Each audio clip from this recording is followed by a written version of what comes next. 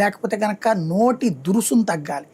నీవు ఎలక్షన్స్ అప్పుడు ప్రదర్శించు ఇవన్నీ కూడా అవతలోళ్ళు వస్తే మంచిది కాదని రోజు నిరంతరం నీ అంతట నువ్వే ఇక్కడ వచ్చే రాజకీయాలు నీ అంతట నువ్వే విపక్షాన్ని విలన్గా చూపెడితే రేపు పొద్దున నిన్ను నమ్ముకుని జీవితకాలం నువ్వే సీఎంగా ఉంటావు ఎవ్వడు అనుకోడు ఇండస్ట్రీ.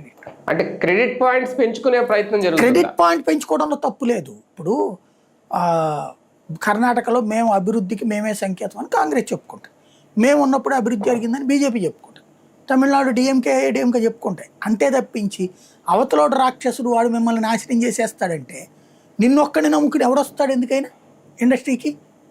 అవతలోడు కూడా కరెక్ట్ ఉండాలని కోరుకుంటాడు.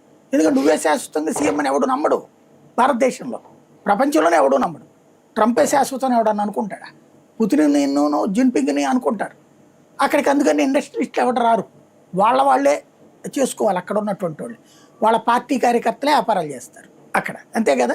కమ్యూనిస్టులు తప్పించి ఏముంటారు అక్కడ బేసిక్గా? మిగతా వాళ్ళు మనం వెళ్ళినా వాళ్ళ ద్వారా చేసుకోవాలి అక్కడ వ్యాపారాలు. అదే పరిస్థితి ఇక్కడ తేవాలనుకుంటున్నారు, అది ప్రమాదకరం. ఎన్డీఏ బ్రాండ్ అంటూ ఇప్పుడు కొత్తగా ఈ పదం తీసుకొచ్చారు. అంటే ఎన్డీఏ కూటమి మేము కంటిన్యూ ఉంటామని చెబుతూ అటు పారిశ్రామికవేత్తలకి ఇటు ప్రజలకు కూడా చెప్తున్నారా?